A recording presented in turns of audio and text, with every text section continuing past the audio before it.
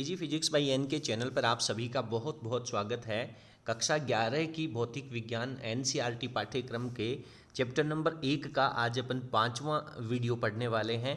सभी राज्यों की बोर्ड परीक्षाओं के लिए अति महत्वपूर्ण टॉपिक है और आज के इस वीडियो में अपन जो चर्चा करने वाले हैं वो आपके मुख्य बिंदु हैं। एक तो सूक्ष्म दूरियां यानी बहुत छोटी दूरियां और एक वृहद दूरियां यानी बहुत बड़ी। इन दूरियों का मापन कैसे किया जाता है, कौन कौन सी विधियों के द्वारा इन दूरियों को नापा जा सकता है। अगर मैं सूक्ष्म दूरी की बात करूं तो अपन जानते हैं कि जो परमाणु होता है उसकी मोटाई कितनी होती है। और वृहद दूरियों की बात करें तो पृथ्वी से चंद्रमा की दूरी या फिर सूर्य की दूरी या फिर विभिन्न प्रकार के तारों स्टार्स की जो डिस्टेंस है उसको हम कैसे मेजर करेंगे, ये अपना मुख्य उद्देश्य रहेगा। और वीडियो के एंड में अपन एक सवाल के द्वारा डिस्कशन करेंगे। हालांकि इससे पहले के वीडियो में मैंने आप लोगों को होमवर्क भी दिया था कि 1 डिग्री की जो वैल्यू होती है वो रेडियन में कितनी होती है, 1 मिनट की वैल्यू है वो रेडियन में कितनी है और 1 सेकंड की वैल्यू है उसका मान रेडियन के अंदर कितना होता है। ये कैलकुलेट करने के लिए मैंने आप लोगों को होमवर्क भी दिया था और आज अपन इस न्यूमेरिकल को सॉल्व करने वाले हैं।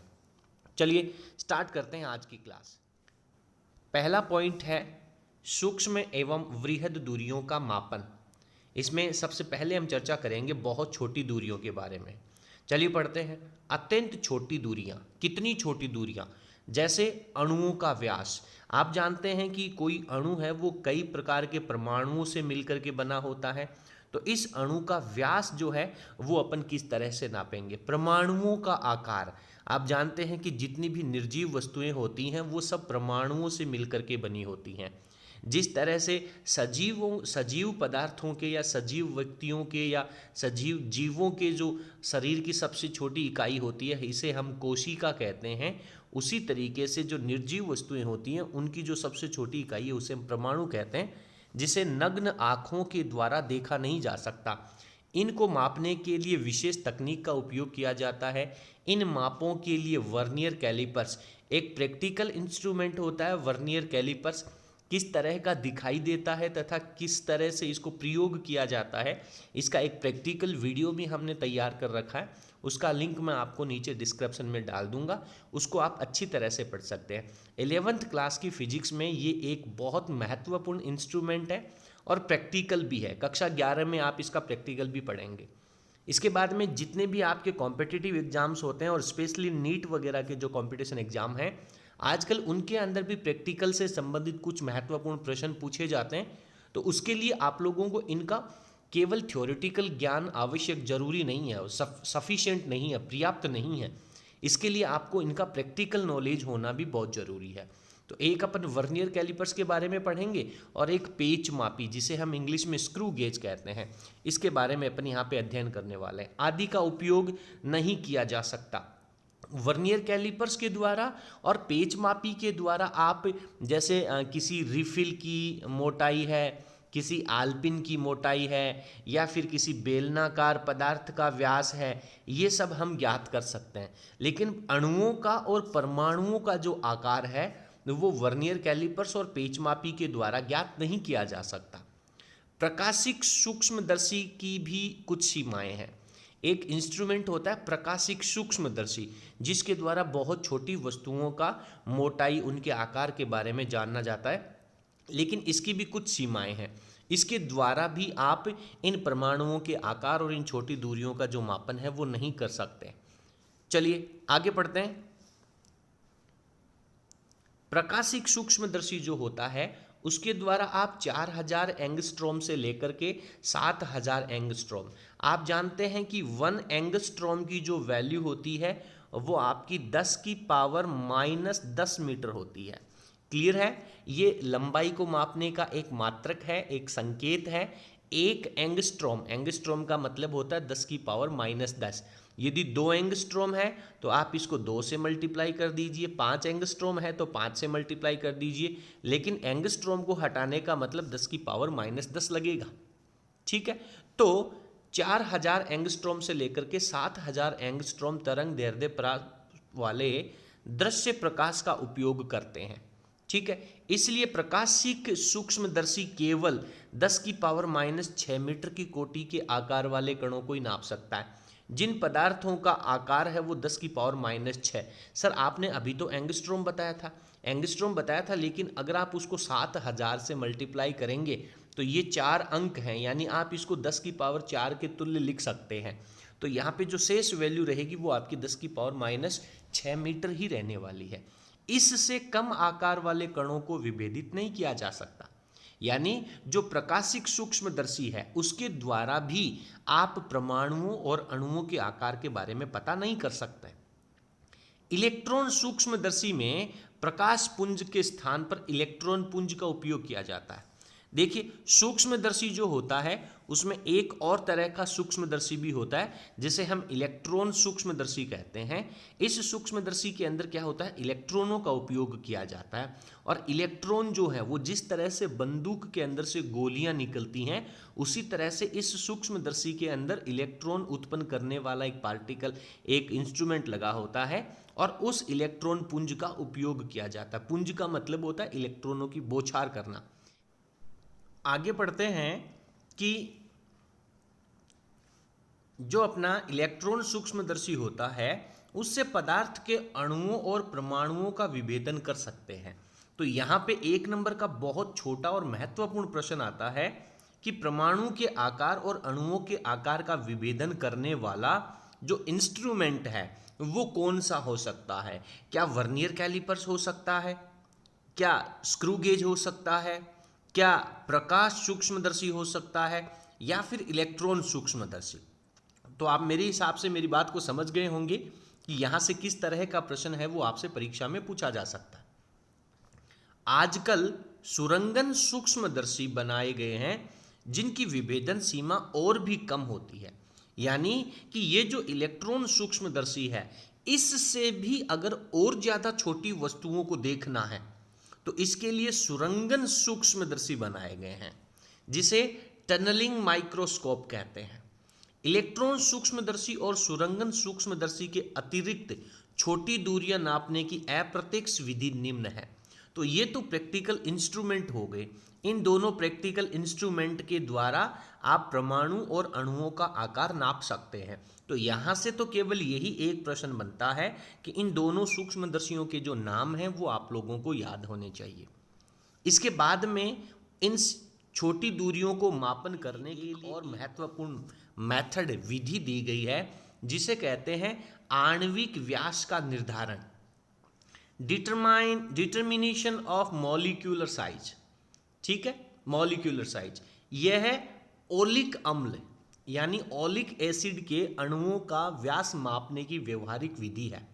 जो आपका ओलिक एसिड होता है उसके अणुओं का व्यास जो है वो इस विधि के द्वारा मापा जा सकता है। अब अपन चर्चा करेंगे कि ओलिक एसिड क्या होता है। देखिए, ओलिक एसिड जो है वो एक द्रव पदार्थ है, एक केवल लिक्विड है जिसके अणुओं का व्यास अपेक्षाकृत अधिक होता है।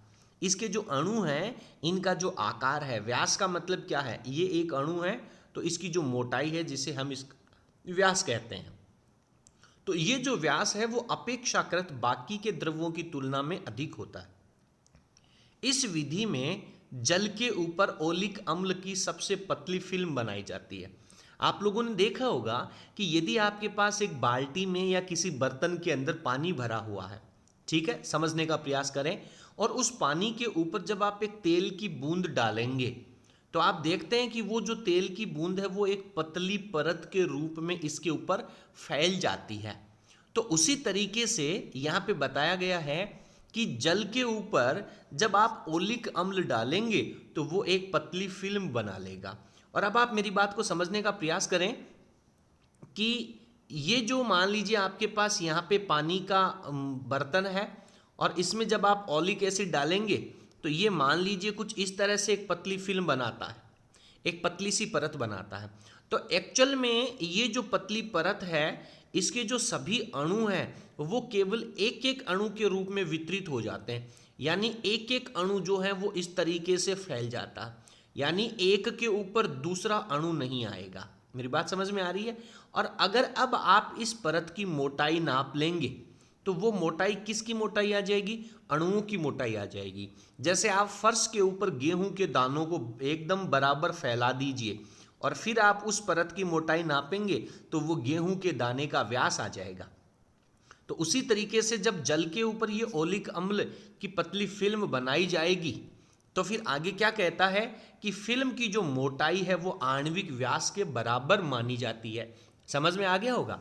उम्मीद करता हूं कि आपको ये कहानी समझ में आ गई होगी कि फिल्म की जो मोटाई है, फिल्म का मतलब है वो जो पतली परत बन रही है उसकी जो मोटाई है वो व्यास के बराबर हो जाती है। ठीक है, इसके लिए 20 सेंटीमीटर क्यूब एल्कोहल में 1 सेंटीमीटर क्यूब ओलिक अम्ल घोलते हैं। एक आपको एल्कोहल लेना है, कितना? 20 सेमी क्यूब, ये आयतन है।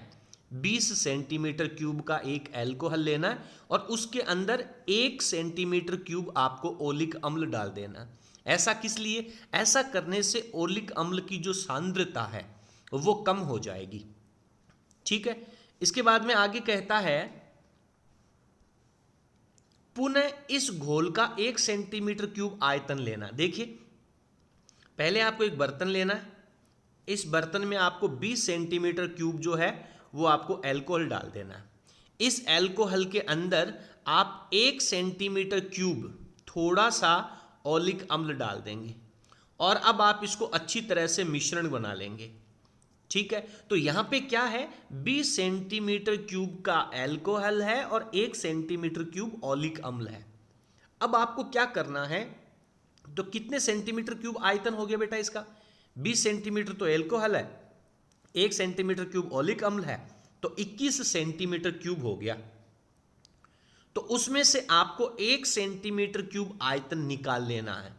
इसके अंदर से एक छोटा सा हिस्सा इसका दूसरे बर्तन के अंदर निकाल लेना है, एक दूसरे पात्र के अंदर आप निकाल लेंगे और निकाल करके दोबारा उसके अंदर 20 सेंटीमीटर क्यूब एल्कोहल और घोल देंगे। ये तो वही कहानी हो गई जैसे एक बर्तन के अंदर मान लीजिए 20 लीटर आपने पानी ले लिया और उसमें 1 लीटर आपने दूध मिला दिया। ठीक है, और फिर वो जो घोल बनेगा, वो जो मिश्रण बनेगा, उसमें से 1 लीटर आपने यहां पे निकाल करके और पुनः उसके अंदर 20 लीटर पानी और डाल दिया। मेरी बात समझ में आ रही है? यानी जो दूध है उसकी सांद्रता कम हो रही है। तो इसी प्रकार से यहाँ पे ओलिक अम्ल की सांद्रता को कम किया गया है। और किस अनुपात में कम किया गया है, ये जो डाटा है ये बहुत महत्वपूर्ण है।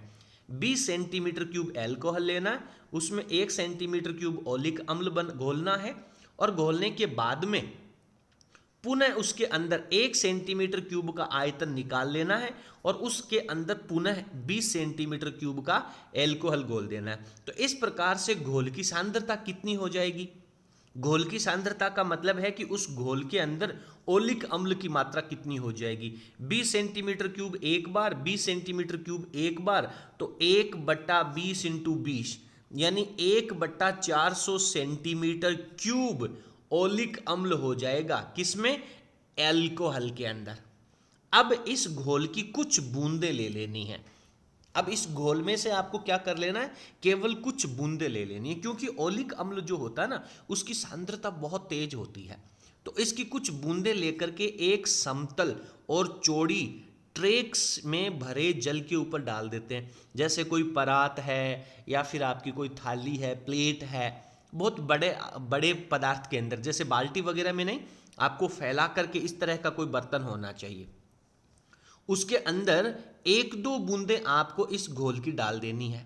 ठीक है, फिर क्या होगा? माना कि इस घोल की n बूंदें जल के पृष्ठ पर डाली जाती हैं। कितनी बूंदें? n बूंदें। आप उन बूंदों की संख्या को काउंट करेंगे। मेरी बात समझ में आ रही है? ओलिक अम्ल की फिल्म को जल के पृष्ठ पर सावधानी से फैला देते हैं, बिल्कुल आराम से फैलने देते हैं और समय के साथ साथ एल्कोहल वाष्पीकृत हो जाता है। वाष्पीकृत का मतलब क्या है कि वो जो एल्कोहल आपने मिलाया था वो एल्कोहल समय के साथ साथ हवा के अंदर उड़ जाता है, जबकि जो ओलिक अम्ल है उसकी फिल्म पीछे रह जाती है, पानी के ऊपर बन जाती है। अब ट्रेसिंग पेपर व ग्राफ पेपर की सहायता से फिल्म का क्षेत्रफल सावधानी पूर्वक नाप लेते हैं। देखिए किस तरीके से। मान लीजिए ये बर्तन है, इस बर्तन में आपने पानी डाल रखा है, आपने एक बूंद इसके अंदर ओलिक अम्ल का जो घोल आपने लिया था वो डाला और ये घोल इसके अंदर आसानी से इसके ऊपर फैल जाता है। अब आप क्या करेंगे, कोई एक ग्राफ पेपर लेकर के या फिर ट्रेसिंग पेपर लेकर के देखिए ये जो पदार्थ जो परत बनने वाली है वो परत इस आकार की बनेगी, ठीक है। तो आप लोगों को क्या करना है कि ये जितना एरिया इसने कवर किया है, ऐसा तो है नहीं कि वो बिल्कुल एक आयत के आकार के या वर्ग के आकार के रूप में फैलेगी या फिर एग्जैक्टली वृत्त के आकार में फैलेगी, वो तो असममित रूप से फैलने वाली है। तो इस परत का ये जो क्षेत्रफल उस पानी के ऊपर बनेगा उसका क्षेत्रफल आप लोगों को कैलकुलेट कर लेना। तो इसके क्षेत्रफल के अंदर क्या हो रहा है, एक एक अणु इसका इस तरह से ओलिक एसिड का है वो मिला हुआ है। अब आप जब इसकी मोटाई नाप लेंगे तो आपको पता चल जाएगा इसमें अणुओं की संख्या कितनी है, ठीक है। चलिए आगे पढ़ते हैं।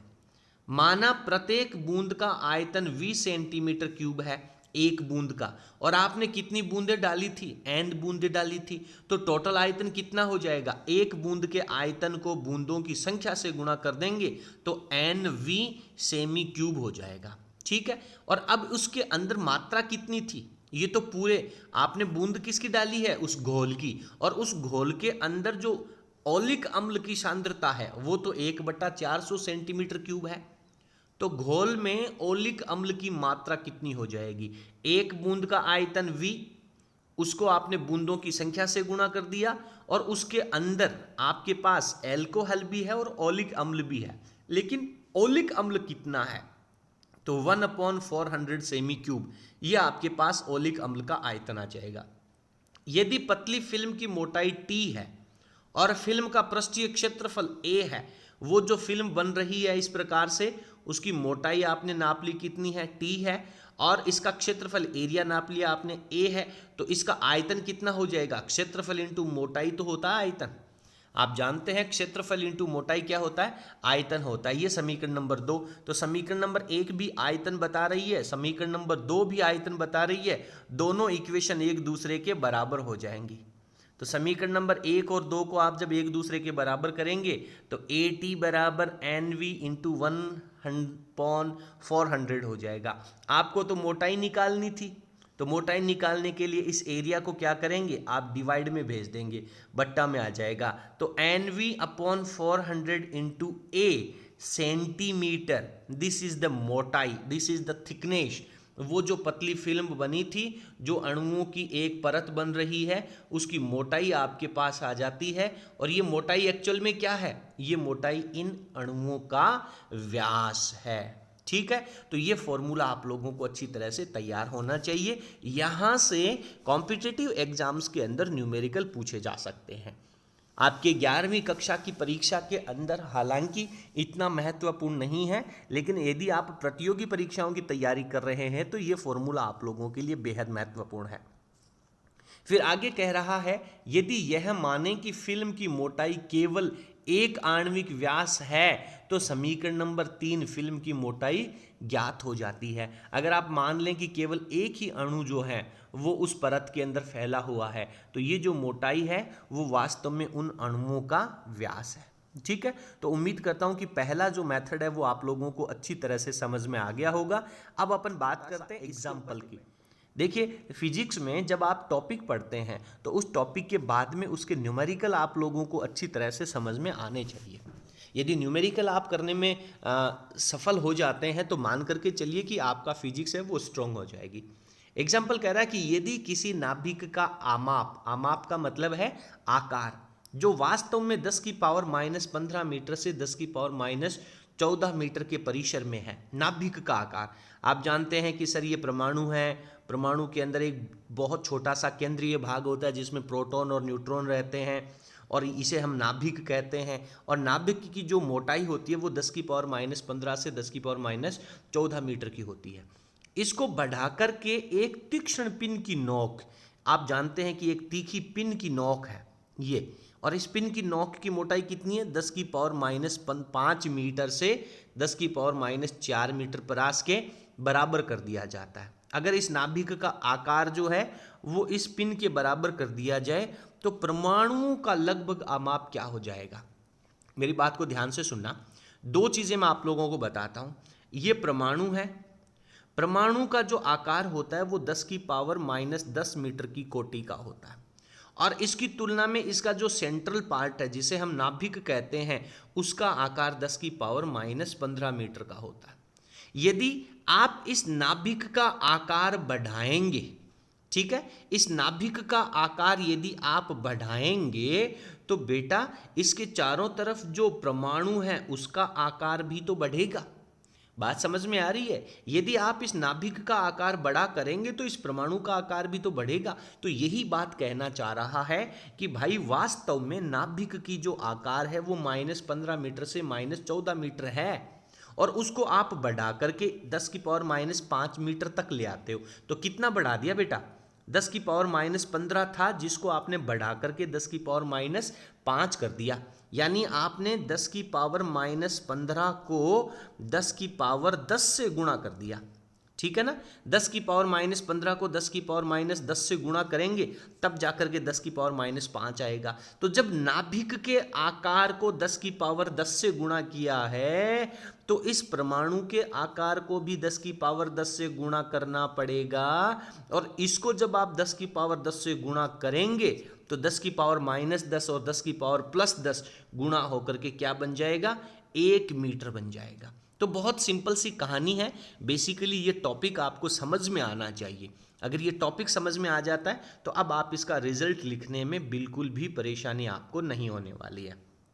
चलिए पढ़ते हैं किताब में क्या कह रहा है कि नाभिक का आकार 10 की पावर -15 मीटर से -14 मीटर परिसर में है, जबकि तीक्ष्ण पिन की जो नोक है वो 10 की पावर -5 से 10 की पावर -4 परिसर में। अर्थात नाभिक के आकार को आपने 10 की पावर 10 गुना बढ़ा दिया। आपने क्या किया? इसको आपने 10 की पावर 10 से गुणा किया, तब जाके ये रिजल्ट आया, ठीक है। अतः परमाणु का आकार है वो 10 की पावर -10 मीटर वास्तव में होता है, ये बात हम जानते हैं। तो उसको भी 10 की पावर 10 गुणा बढ़ाया जाएगा, और जब आप इसे बढ़ाएंगे तब इसका आकार 10 की पावर 0 वैल्यू बचेगी जिसे 1 मीटर कहेंगे, 1 मीटर हो जाएगा। इस प्रकार यह स्पष्ट हो जाता है कि किसी परमाणु के नाभिक के आकार में उतना ही छोटा होता है जितना छोटा लगभग 1 मीटर व्यास के गोले के केंद्र पर रखी गई तीक्ष्ण पिन की नोक।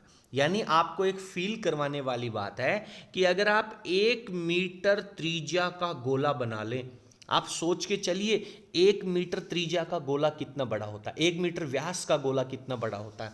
1 मीटर व्यास का गोला, ये व्यास 1 मीटर है, कितना बड़ा होता है। अगर इतना बड़ा परमाणु माने, ठीक है, तो इसके केंद्र भाग के ऊपर एक छोटी सी पिन की जो नोक होती है वो उसका नाभिक का कार्य करता है। यदि परमाणु इतना बड़ा है तो नाभिक उस पिन के आकार का।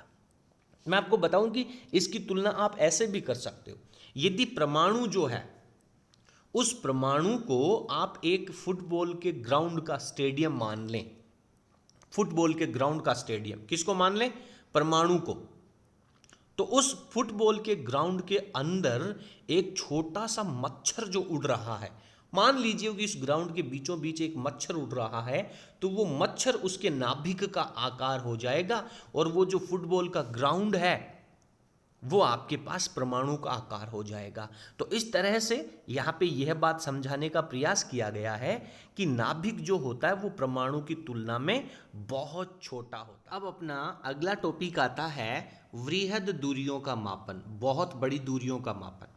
बहुत बड़ी दूरी जैसे चंद्रमा की पृथ्वी से दूरी, किसी तारे की पृथ्वी से दूरी सीधे मीटर पैमाने या मापन टेप से नहीं नापी जा सकती है। भाई साहब, यहाँ पे पृथ्वी है, यहाँ पे चंद्रमा है, अगर इसकी दूरी नापनी है तो क्या कोई फीता पकड़ करके, टेप पकड़ करके या रस्सी पकड़ करके थोड़ी जाएंगे कि ये लो रस्सी डाल दी हमने, जंजीर डाल दी। ऐसी स्थिति से ये तो तरीका नहीं हो सकता। तो ऐसी स्थिति में लंबन विधि का उपयोग किया जाता है। आज अपन पढ़ेंगे कि लंबन विधि क्या है, किस तरह से यह वर्क करती है और किस तरह से बड़ी दूरियों का मापन यहां से किया जाता है।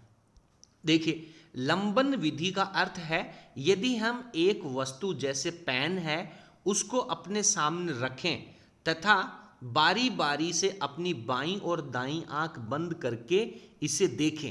यहाँ पे आप हैं, ये आपकी दोनों आंखें हैं, यहाँ पे आपने पेन रख दिया, एक बार आप इसे अपनी बाईं आंख से देखेंगे और दूसरी बार आप इसे अपनी दाईं आंख से देखेंगे। जब बाईं आंख बंद करके दाईं आंख से देखेंगे और उसके बाद में दूसरी आंख की स्थिति देखेंगे तो ये पेन है वो आपको जगह चेंज करता हुआ नजर आएगा। आप चाहें तो वीडियो को पॉज करके अभी प्रयास कर सकते हैं। तो हम देखते हैं कि पृष्ठभूमि के सापेक्ष वस्तु की स्थिति बदलती हुई प्रतीत होती है। जब आप बाईं आंख से देखेंगे तो पेन यहां नजर आएगा और दाईं आंख से देखेंगे तो पेन यहां नजर आएगा। यानी जैसे ही आपने देखने की स्थिति बदली, ये सामने वाली वस्तु की स्थिति है वो भी बदल जाती है। तो इसी को लंबन विधि कहते हैं, पैरेलक्स मेथड कहते हैं। दोनों प्रेक्षण बिंदुओं के बीच की दूरी को बेस कहते हैं। ये दोनों प्रेक्षण बिंदु कौन से हैं? दोनों आंखें हैं जहां से आपने देखा है। इन दोनों के बीच की जो दूरी है उसे हम बेस कहते हैं। इनमें दोनों आंखों के बीच की दूरी आधारक है। क्लियर है? तो दोनों आंखों के बीच की दूरी है उसे तो हम बेस कहेंगे और इस स्थिति के इस विधि को हम लंबन विधि कहेंगे। आगे पढ़ते हैं किस तरह से अपन इसको समझते हैं। देखिए, लंबन विधि या फिर इसे विस्थापन विधि भी कहते हैं। पृथ्वी से दूरस्थ ग्रहों और तारों को दूरी नापने के लिए यह विधि प्रयुक्त है।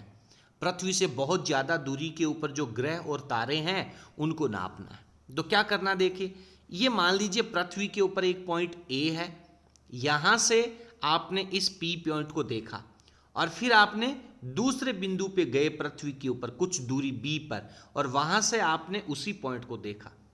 तो इस ए पॉइंट से इस पी के ऊपर मान लीजिए यहाँ पे चंद्रमा है, यहाँ पे मून है और इस मून की जो दूरी है वो एस रहेगी और दूसरे पॉइंट से जाके देखोगे तो वो दूरी भी एस है और यहाँ पे क्या बनेगा, एक एंगल थीटा बनेगा।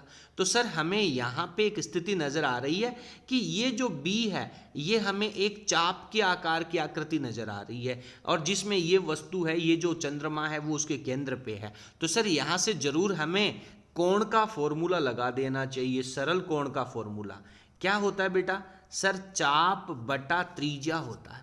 ठीक है, तो यहां पे चाप का कौन काम करेगा? बी करेगा। तो थीटा बराबर आपके पास हो जाएगा चाप बी और त्रिज्या कितनी लिखी है आपने? एस लिखी है। तो ये फॉर्मूला हो जाएगा। चलिए आगे पढ़ते हैं। चित्र के अनुसार किसी दूरस्थ ग्रह पी की दूरी एस ज्ञात करनी है और ज्ञात करने के लिए हमें क्या करना? पृथ्वी के ऊपर दो भिन्न भिन्न ए और दो बिंदु लेने हैं। एक ही समय में देखते हैं ए तथा बी के बीच की दूरी को हम बी कह देते हैं और इन दोनों स्थितियों से ग्रह की जो दूरियां हैं, दिशाएं हैं, उनके बीच में थीटा डिग्री का एंगल बनता है। तीन चीजें हैं, एक उस ग्रह के ऊपर कोण बनेगा, दूसरा पृथ्वी के दोनों बिंदुओं के बीच की दूरी बी हो जाएगी और बिंदु ए तथा बी से उस ग्रह की जो दूरी है उसे हम एश कह देंगे। ठीक है, तो यहां पे एक अपने को फॉर्मूला लगाना है। कोण बन गया जिसे हम थीटा कहते हैं, इसे हम लंबन कोण या लांबनिक कोण भी कहते हैं। और हम बहुत अच्छे से जानते हैं कि सर कोण का जो फॉर्मूला होता है वो होता है चाप बटा त्रिज्या। तो पृथ्वी ग्रह की पृथ्वी से दूरी बहुत अधिक है। ये जो दूरी एस है ये पृथ्वी के ऊपर जो दो बिंदु आपने लिए हैं, यहां से चल करके यहां तक और यहां पे आपने उस ग्रह को नापा था, तो ग्रह की जो दूरी है वो बहुत ज्यादा है और बिंदुओं के बीच की दूरी बहुत कम है। तो जब आप इनका अनुपात निकालेंगे तो वह वैल्यू है वो आपकी बहुत छोटी आ जाएगी एक की तुलना में। अतः जो कोण बनेगा, कोण वह बहुत छोटा होता है और ऐसी स्थिति में ए बी है वो पी केंद्र के ऊपर और एस जो है उसे हम त्रिज्या के रूप में काम में ले सकते हैं। देखिए मैं आपको समझाने का प्रयास करता हूं। ये मान लीजिए कि आपके पास कोई एक वृत्त है, मान करके चलिए, और ये इसका सेंटर पॉइंट है। इस सेंटर पॉइंट के ऊपर क्या होगा कि यहाँ पे आपके पास वो चंद्रमा या फिर वो स्टार है, तारा है, जिसकी आप दूरी निकालना चाहते हैं और यहाँ पे आप पृथ्वी की सतह के ऊपर खड़े हुए हैं। तो यहाँ से इसकी जो दूरी आएगी, ये केंद्र से इसकी जो दूरी होगी उसको हम एस कह देते हैं त्रिज्या की जगह। ठीक है, और अब पृथ्वी के ऊपर जो दो पॉइंट हैं वो बहुत नज़दीक हैं, बहुत ज़्यादा, इससे भी बहुत कम होंगे क्योंकि पृथ्वी के एक बिंदु से यहाँ से जब आप इसको मिलाएंगे तो केंद्र के ऊपर जो बनने वाला एंगल थीटा होगा वो बहुत छोटा होगा और ये जो s है वो आपके पास त्रिज्या का काम करेगा, और पृथ्वी की सतह के ऊपर ये जो दूरी आपने चली है इसको हम चाप कह सकते हैं। तो इस तरह से केंद्र के ऊपर बनने वाला जो एंगल होगा वो बहुत छोटा होगा, यानी इन दोनों का जो अनुपात है वो बहुत छोटा है, क्योंकि आप जानते हैं कि चंद्रमा से जो दूरी होगी वो बहुत ज़्यादा होगी, और पृथ्वी के ऊपर आप ज़्यादा से ज़्यादा कितनी, मान लीजिए अगर 1 किलोमीटर की दूरी भी लेते हैं और ये जो दूरी है वो हज़ारों लाखों किलोमीटर्स के अंदर है, तो इनका अनुपात बहुत छोटा हो जाता है। ठीक है, चलिए आगे समझते हैं कि कोण का फॉर्मूला अपन जानते हैं सर, चाप अपॉन त्रिज्या होता है। चाप की जगह अपन पृष्ठ के ऊपर बनने वाला लंबाई b लिखेंगे और त्रिज्या s लिखेंगे। तो यहां से अब आपके पास देखिए पृथ्वी की सतह के ऊपर जो दूरी है वो आपको पता चल गई, और केंद्र पे बनने वाला कोण है वो आप अनेक विधियों के द्वारा कैलकुलेट कर सकते हैं। तो यहां से s के फॉर्मूले के फॉर्मेट में जब ये फॉर्मूला बनेगा तो s बराबर हो जाएगा b अपॉन थीटा। b पृथ्वी के ऊपर जो दूरी आपने ले रखी है एक बिंदु से दूसरे बिंदु की वो आपके पास है, और थीटा आपके पास है। लेकिन यहाँ पे ध्यान रखने वाली बात है कि थीटा जो है वो डिग्री में नहीं आएगा, थीटा किस में आएगा, रेडियन में आएगा। ठीक है, तो इस तरीके से आप उन लंबी दूरियों का मापन कर सकते हैं। अतः आधारक b है, कोण थीटा ज्ञात होने पर s दूरी की गणना बहुत आसानी से की जा सकती है। इसके बाद में अपन इसकी एक और अलग वैकल्पिक विधि के बारे में पढ़ते हैं। कक्षा 11 के सिलेबस में ये बिंदु महत्वपूर्ण है, ठीक है, लेकिन कंपटीशन हिसाब की दृष्टि से अगर अपन देखें तो इसके जो फॉर्मूले आ रहे हैं केवल वही आप लोगों को याद करने हैं, क्योंकि अगर आप 11वीं क्लास और 12वीं क्लास पढ़ चुके हैं तो फिर आपको ये तथ्य जो है वो बहुत आसानी से समझ में आ जाएंगे। वैकल्पिक विधि क्या है, इसके लिए ग्रह को एक ही भेदशाला से दिन के विभिन्न समयों पर देखते हैं। मान लीजिए कि ग्रह जो है, आप जानते हैं कि सूर्य के चारों तरफ जो ग्रह हैं वो अलग अलग समय के ऊपर अलग अलग होते हैं। ग्रह जो होते हैं वो सूर्य के चारों तरफ चक्कर लगाते हैं, तो एक ही दिन के अंदर आप इनकी स्थितियां देखेंगे तो वो अलग अलग हो जाएगी, समय पर भिन्न भिन्न दिखाई देते हैं। पृथ्वी के घूर्णन को ध्यान में रखते हुए हम दो बिंदु ए और बी प्राप्त कर सकते हैं। अतः आधारक जो होगा, आधारक यानी दो बिंदुओं के बीच की दूरी b, इसका फॉर्मूला क्या हो जाएगा, r इंटू एल्फा। और एल्फा क्या है, एल्फा केंद्र के ऊपर बनने वाला एंगल है। चलिए नीचे एक डायग्राम दे रखा है, उस डायग्राम से समझने का प्रयास करते हैं। यह आपके पास नीचे एक पृथ्वी है, इस पृथ्वी का यहाँ पे ये एंगल केंद्र है, केंद्र बिंदु के ऊपर एक अल्फा एंगल बन रहा है, और यहाँ से ये जो दूरी है वो आपके पास r त्रिज्या है, तो केंद्र पे बनने वाला एंगल जो है वो आपके पास अल्फा हो जाएगा। अब आप इन दोनों बिंदुओं के बीच में, यहाँ से इन दोनों बिंदुओं के बीच की दूरी आप बहुत आसानी से कैलकुलेट कर सकते हैं, और जब बी बिंदु की दूरी आपके पास आ जाएगी, ये थीटा एंगल आपके पास है, तो इस एस का मापन है वो वापस उसी फॉर्मूले से, कोण बराबर चाप अपॉन त्रिज्या के फॉर्मूले से अपन कैलकुलेट कर सकते हैं। आगे बढ़ते हैं, जिसमें आर है वो पृथ्वी की त्रिज्या है, ओ है वो बिंदु पृथ्वी का केंद्र है, जो अभी आप लोगों ने ऊपर देखा था, ये जो पॉइंट ओ है वो पृथ्वी का केंद्र है, और ये जो दूरियां जा रही हैं वो पृथ्वी की त्रिज्या है।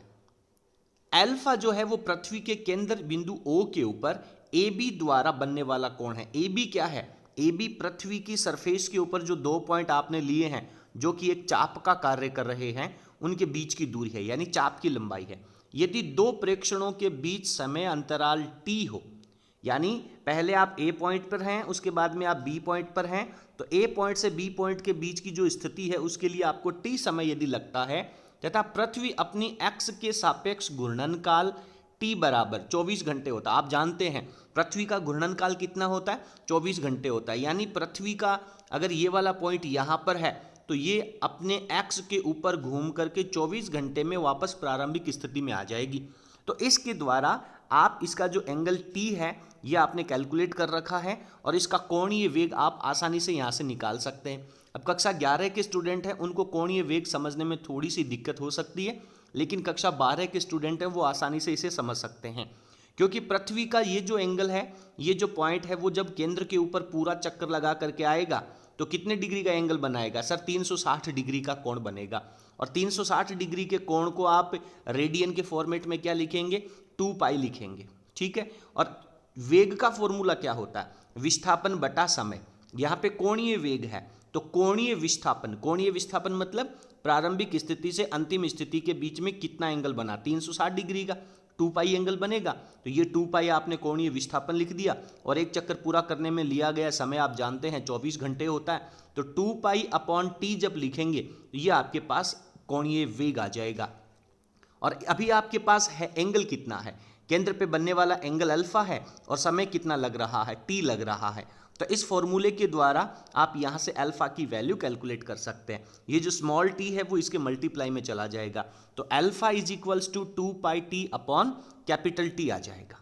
ठीक है, तो अब आप आधार की दूरी निकाल लेंगे। आधार की दूरी कैसे निकालेंगे, अभी आपने पढ़ा बी जो है वो चाप है, आपने पढ़ा है कोण बराबर चाप बटा त्रिज्या। चाप कितना है बी, त्रिज्या कितनी है कैपिटल आर, और अभी एंगल कितना बन रहा है अल्फा, तो ये जो आर है वो इसके मल्टीप्लाई में चला जाएगा, तो alpha R is equals to B आ जाएगा। और अल्फा की वैल्यू आपके पास पहले से पड़ी हुई है, तो बी की जो वैल्यू है वो आर अल्फा, आर को आप सेम रखेंगे, अल्फा की जगह वैल्यू रख देंगे, तो आपके पास बी की वैल्यू आ जाएगी। और अभी आपने ऊपर एक फॉर्मूला पढ़ा था कि वो जो दूरी है कौन सी, पृथ्वी की सरफेस के दोनों बिंदुओं से यहाँ पर जो आपने एक स्टार या चंद्रमा लिया उसकी दूरी को आपने एस से लिखा था। ठीक है, तो ये जो दूरी एस है वो इसके बीच की दूरी जो बी होगी, और यहाँ पे बनने वाला एंगल थीटा होगा। तो इस फॉर्मूले से आप निकाल सकते हैं, बी की वैल्यू आपके पास ऊपर वाले फॉर्मूले से आ गई, और थीटा की वैल्यू आपने पहले से कैलकुलेट कर रखी है।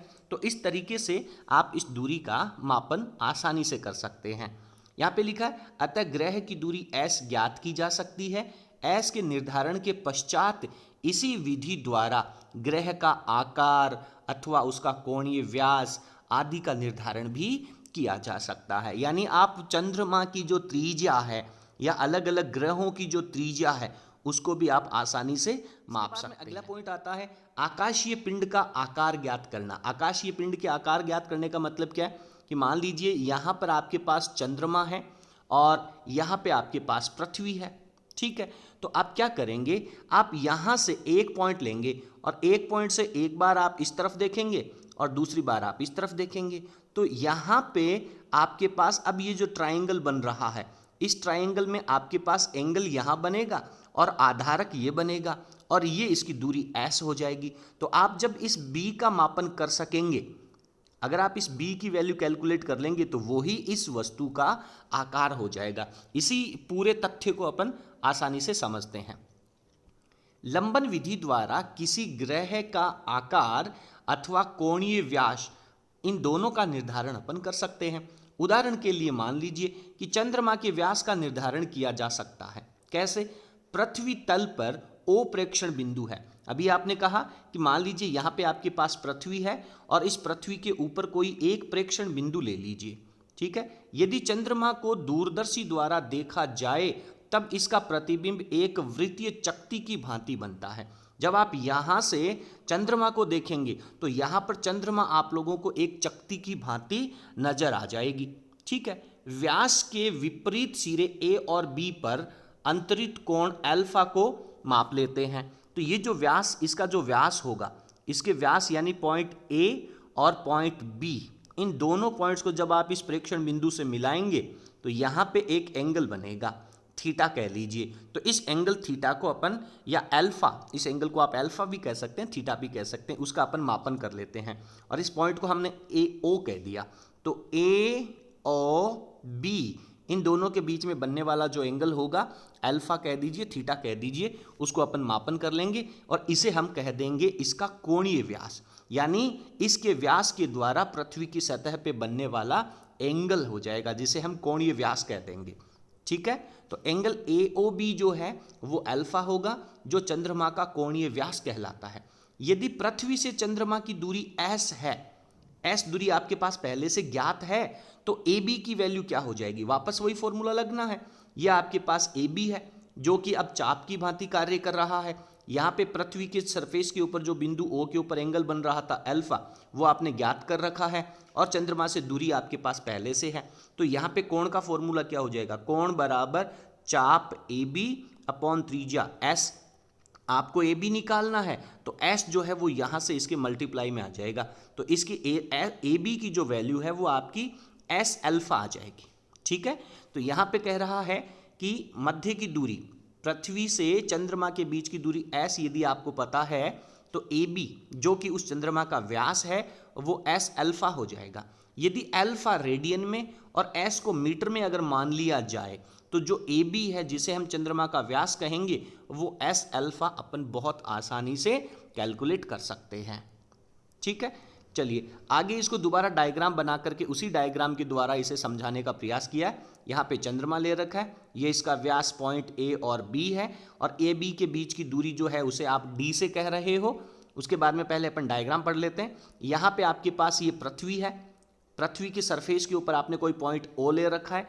जब ए और बी बिंदुओं को मिलाओगे तो पृथ्वी की सरफेस पे एक एंगल बनेगा अल्फा। इस बात को अपन ने बहुत अच्छे तरीके से ऊपर समझ लिया है।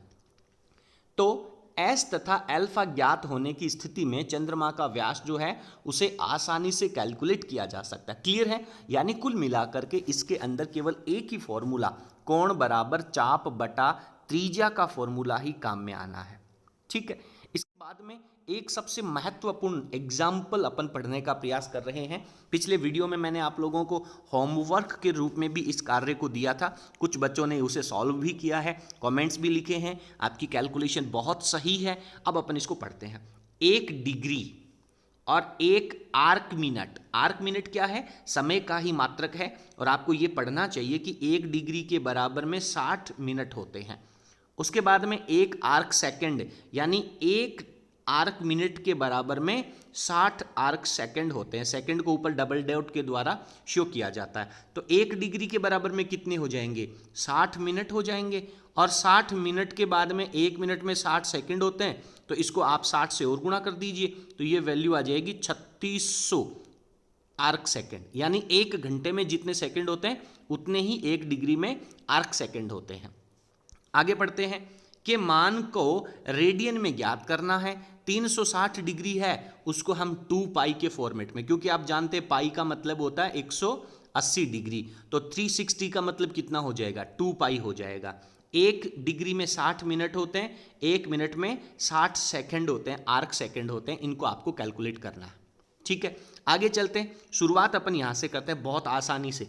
360 डिग्री यानी एक पॉइंट के ऊपर जो पूरा चक्कर लगेगा उसका कितने डिग्री का एंगल बनेगा? 360 डिग्री का। और पाई के फॉर्मेट में लिखेंगे तो कितना लिखेंगे? 2 पाई लिखने वाले हैं। तो आपके पास यहाँ पे 360 डिग्री है। 1 डिग्री की वैल्यू बनानी है तो आप इनको दोनों तरफ 360 से डिवाइड कर दीजिए।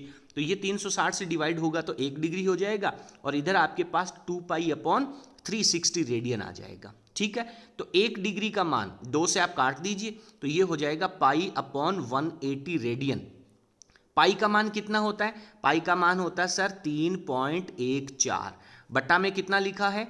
180, 180। तो 3.14 में जब आप 180 का भाग लगाएंगे तो 1 डिग्री का मान आ जाएगा 1.745 इंटू 10 की पावर -2 रेडियन। ये वैल्यू आपको याद होनी चाहिए, क्योंकि अगर किसी सवाल में किसी न्यूमेरिकल में 1 डिग्री की वैल्यू रेडियन में जब ज़रूरत पड़ेगी तो आप लोग उसको सॉल्व करने का, आपके पास इतनी कैलकुलेशन करने का समय नहीं होगा। इसलिए ये जो वैल्यू है वो आपको पता होनी चाहिए।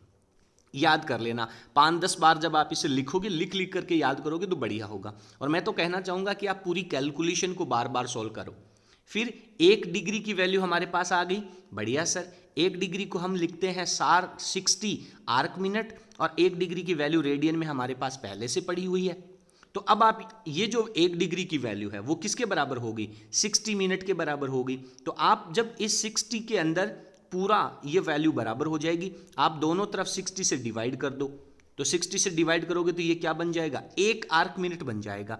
यानी 1 डिग्री की जो वैल्यू थी उसको 60 से डिवाइड कर दिया तो वो 1 आर्क मिनट की वैल्यू रेडियन में आ जाएगी। तो जब आप इसको 60 से डिवाइड करेंगे तो आपके पास जो सॉल्यूशन है, जो रिजल्ट है वो 2.908 इंटू 10 की पावर -4 रेडियन। देखिए बेटा, मैं आपसे कहना चाहूँगा कि प्लीज़ आप ये जो डिवाइड है, ये जो विभाजन है, भाग है, इसको आप अपने रफ कॉपी में हाथ से सॉल्व करें, क्योंकि यहाँ पे जो 10 की पावर की फॉर्मेट है इसमें बहुत बड़ा कन्फ्यूजन रहता है बच्चों को।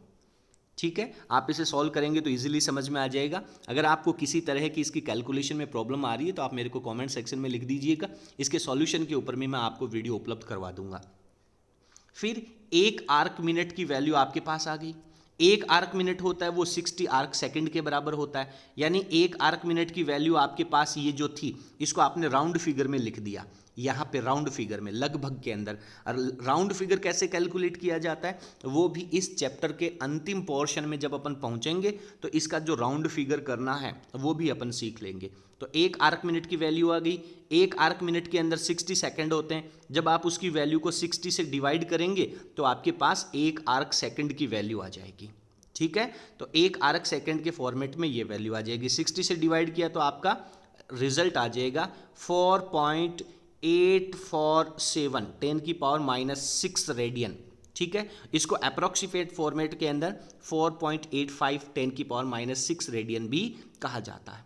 तो इस तरीके से आज के इस वीडियो में बहुत सूक्ष्म दूरियां यानी परमाणुओं का आकार और अणुओं का आकार, जो आप लोगों ने ओलिक एसिड वाला मेथड पढ़ा है उसको अच्छे से समझना है, उसका फॉर्मूला आप लोगों को समझना है, उसकी जो सांद्रता थी वो भी आप लोगों को अच्छे से समझनी है। उसके बाद में लंबन विधि के द्वारा चंद्रमा की ग्रहों की दूरी ज्ञात करना और उन दूर के जो ग्रह हैं, उपग्रह हैं, उनका आकार यानी उनका व्यास ज्ञात करना लंबन विधि के द्वारा, ये भी आपको आना चाहिए। और इसके एंड में 1 आर्क मिनट और 1 आर्क सेकंड और 1 डिग्री की जो वैल्यूज हैं वो भी आप लोगों को सॉल्व करनी आनी चाहिए। आज के वीडियो में केवल इतना ही। बहुत बहुत धन्यवाद हमारे साथ बने रहने के लिए। आपको हमारा कंटेंट कैसा लगा प्लीज़ आप कमेंट सेक्शन में ज़रूर लिखेंगे, और अगर आप हमारे चैनल पे नए हैं तो प्लीज़ चैनल को सब्सक्राइब करें। आपको 11th और 12th क्लास की पूरी फिजिक्स बोर्ड के लिए भी, एनसीईआरटी पाठ्यक्रम के लिए भी और सभी प्रकार के कॉम्पिटिटिव एग्जाम्स के लिए, मैं आपको बता दूं कि आपको फिजिक्स पढ़ने के लिए कहीं दूसरी जगह जाने की ज़रूरत नहीं है, केवल फिजिक्स के लिए। केमिस्ट्री बायोलॉजी के लिए आप हमसे उम्मीद ना करें, फिजिक्स में हम आपको किसी तरह की कोई प्रॉब्लम नहीं आने देंगे। हमारे चैनल को सब्सक्राइब कर उसके पास में जो बेल का आइकन है उसको प्रेस करें और ऑल का जो ऑप्शन है वो सेलेक्ट करें, ताकि आगे आने वाले वीडियो का आप लोगों को नोटिफिकेशन मिल सके। और हमारे इस चैनल को सपोर्ट करने के लिए आप सबसे अनुरोध है, प्लीज़ वीडियो का लिंक है वो अपने सभी मित्रों के साथ शेयर जरूर करें। बहुत बहुत धन्यवाद, थैंक यू। आज की क्लास में इतना ही, मिलते हैं अगले वीडियो में।